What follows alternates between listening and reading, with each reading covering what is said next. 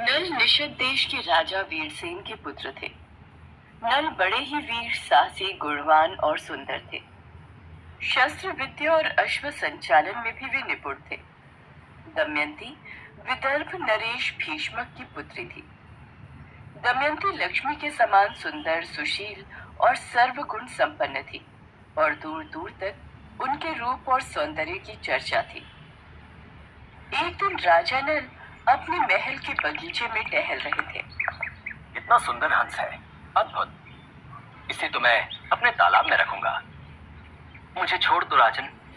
मेरा परिवार यहाँ से बहुत दूर विदर्भ देश के राजा भीष्मक के सरोवर में रहता है।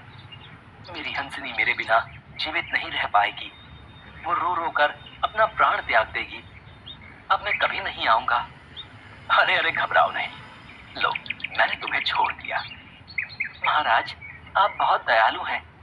विदर्भ देश की राजकुमारी दमयंती भी बहुत ही सुंदर, सुशील, दयालु और सर्वगुण संपन्न है। मैं विदर्भ देश में जाकर राजकुमारी दमयंती के समक्ष आपके गुणों की चर्चा अवश्य करूंगा राजन। आप दमयंती से विवाह कीजिए। आप दोनों एक दूसरे के योग्य हैं। ये कहकर हंस उड़ गया। विदर्भ देश की राजकुमारी दमयंती के रूप की चर्चा दूर दूर तक फैली हुई थी। राजा महाराजा ही नहीं, देवता भी दमयंती से विवाह करना चाहते थे। एक दिन दमयंती अपनी सखियों के साथ बगीचे में विचरण करते करते सरोवर के पास गई। कितना सुंदर हंस है। मेरी सुंदरता तो राजा नल के सामने कुछ भी नहीं है।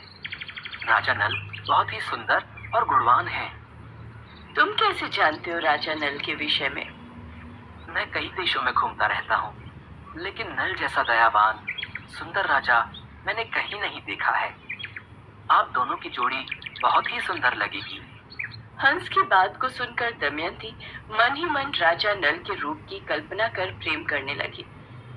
दमयंती हमेशा नल की यादों में खोई रहती थी। एक दिन, महाराज, आपकी बेटी दमयंती विवाह योग्य हो गई है। हमें दमयंती के विवाह के विषय में भी सोचना चाहिए। महारानी, आप ठीक कह रही हैं। मैं मंत्री जी से कहकर दमयंती के स्वयंवर का निमंत्रण सभी देशों में राजाओं, महाराजाओं और राजकुमारों को भिजवा देता हूँ। दूसरे दिन से ही दमयंती के स्वयंवर की तैयारियां शुरू हो गई। सभी देशों में निमंत्रण पत्र भेजा गया। निषद देश में भी निमंत्रण भेजा गया। राजा नल निमंत्रण पाकर बहुत खुश हुए। दमयंती से विवाह करने के लिए केवल धरती के राजा ही नहीं, देवतागण भी शामिल थे। इसलिए दमयंती के स्वयंवर में अग्निदेव, वरुण देव, इंद्रदेव और पवन देव आदि सभी देवता स्वयंवर के लिए जाने लगे। नल भी स्वयंवर के लिए विदर्भ देश जा रहे थे। देवताओं को जब इस बारे में पता चला तो उन्होंने राजा नल को रास्ते में ही रोक दिया और बोले, राजा नल, दमयंती जैसी सुंदर कन्या किसी मनुष्य के साथ शोभा नहीं देती। तुम जाओ और दमयंती से कहो कि वे हम में से ही किसी एक देवता को वरण कर ले। परंतु दमयंती से तो मैं विवाह करना चाहता हूँ। मैं उससे प्रेम करता हूँ। अगर तुम नहीं गए तो तुम दोनों का अनिष्ट होगा। देवताओं के क्रोध से बचने के लिए राजा नल राजकुमारी दमयंती के पास पहुंचते हैं। जैसा सुना था वैसा ही आपको पाया। आपसे मिलने के लिए मेरे नैन तरस रहे थे। दमयंती, मुझे क्षमा कर दो। मैं यहाँ अपने लिए ही आने वाला था। आपके स्वयंवर में आने के लिए मैं भी आमंत्रित था, पर मार्ग में मुझे देवताओं ने रोक लिया। उन्होंने संदेशा भिजवाया है कि दमयंती से कहना कि वे मनुष्य के नहीं, देवताओं के वरण योग्य है। इसलिए वे हम देवताओं में से किसी एक का वरण करें। मेरे पर किसी का अधिकार नहीं है और ना ही मैं किसी का राज्य हूँ जिस पर शासन किया जा सकता है। विवाह कोई व्यापार नहीं है जो हर किसी के साथ किया जा सकता है। मैंने आपसे प्रेम किया है। मैं अपना सर्वस्व आपको अर्पण कर चुकी हूँ। मेरा विवाह आपसे ही होगा, अन्यथा मैं कदापि विवाह नहीं करूंगी। दमयंती की बात सुनकर राजा नल अति प्रसन्न हुए। तत्पश्चात राजा नल विवाह समारोह में शामिल हो गए। दमयंती ने हाथ में वरमाला लिए अपनी सखियों के साथ राजमहल में प्रवेश किया। दमयंती की आंखें तो राजा नल को ढूंढ रही थी। देवताओं को ये बात पहले से ही पता थी कि दमयंती राजा नल को ही अपना वर चुनेगी। ये सोचकर सभी देवताओं ने राजा नल का रूप धारण कर लिया था। ये देखकर दमयंती परेशान हो गई कि इन सभी में असली नल कौन होगा। दमयंती ने अपनी आंखें बंद करके मन ही मन ईश्वर का स्मरण किया। हे प्रभु, हे ईश्वर, मेरी सहायता करो। मैंने ये सुना था कि देवताओं के पैर भूमि में स्पर्श नहीं होते और ना ही उनके फूल की मालाएं कभी मुरझाती हैं। मुझे इनमें से राजा नल को पहचानने में मेरी सहायता करिए। दमयंती सभी देवताओं को राजा नल के रूप में ध्यान से देखती है और असली राजा नल को पहचान जाती है और उनके गले में वरमाला डाल देती है।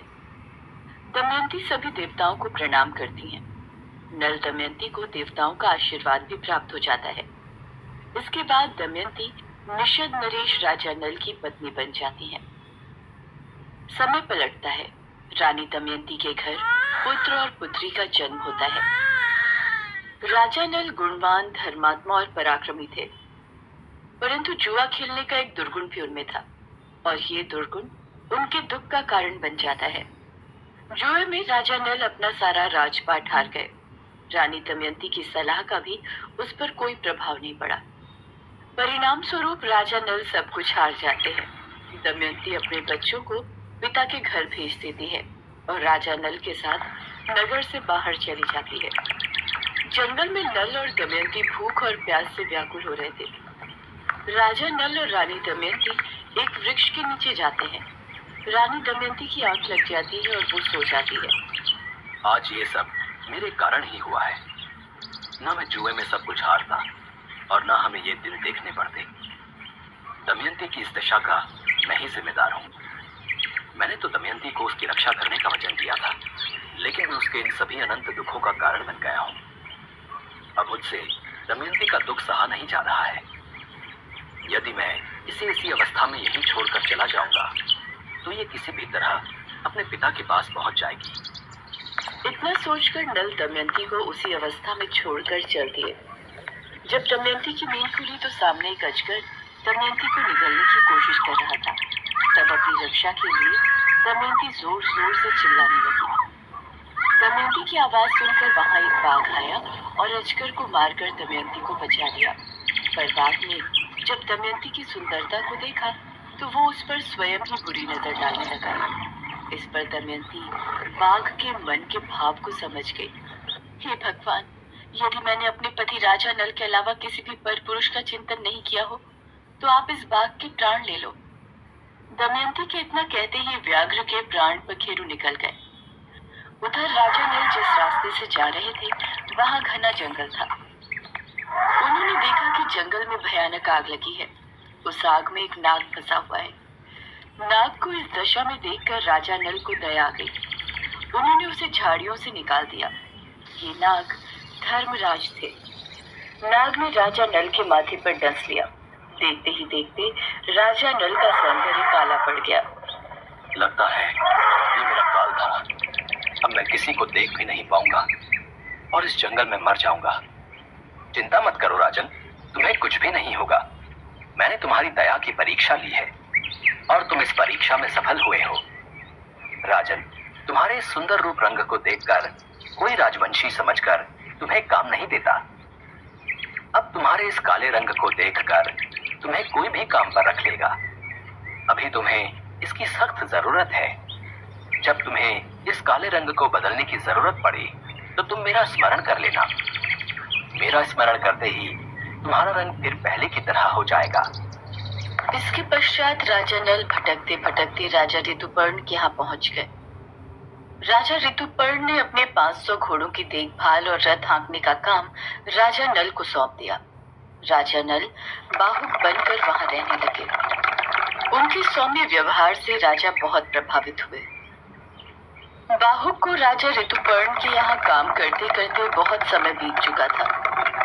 एक दिन अचानक बाहुक को पता चला कि विदर्भ देश की राजकुमारी का फिर से स्वयंवर हो रहा है। इस खबर को सुनते ही बाहुक बेचैन हो गया। बाहुक, ये विदर्भ देश की राजकुमारी का निमंत्रण पत्र है। कल ही स्वयंवर है और ये निमंत्रण पत्र मुझे अभी मिला है। अब तुम ही बताओ, मैं इतनी जल्दी वहां कैसे पहुंच सकता हूँ? महाराज, आप चिंतित ना हो, अभी तो बहुत समय है। मैं आपको वहां समय से पहले ही पहुंचा दूंगा। राजा नल ने मनी मन में पवनदेव का स्मरण कर रथ को हाँक दिया। थोड़ी ही देर में रथ हवा से बातें करने लगा। संध्या होने से पहले ही राजा नल ने महाराज ऋतुपर्ण को विदर्भ देश पहुंचा दिया। वहां पहुंचते ही रात हो चुकी थी। अतिथिशाला में कई राजाओं को ठहराया गया था। दमयंती सभी व्यवस्थाओं का बहुत ही सावधानी के साथ निरीक्षण कर रही थी। राजा नल को जब मेरे स्वयंवर के विषय में पता लगेगा तब वे अवश्य ही आएंगे। दासी, तुम दोनों बच्चों को साथ ले जाओ और हर राजा के सामने जाकर उन्हें हमारी कहानी सुनाना। क्या पता राजा नल भेष बदल कर आए हो। जो आज्ञा राजकुमारी। दासी कहानी सुनाते सुनाते राजा नल के पास पहुंची और कहानी सुनाने लगी।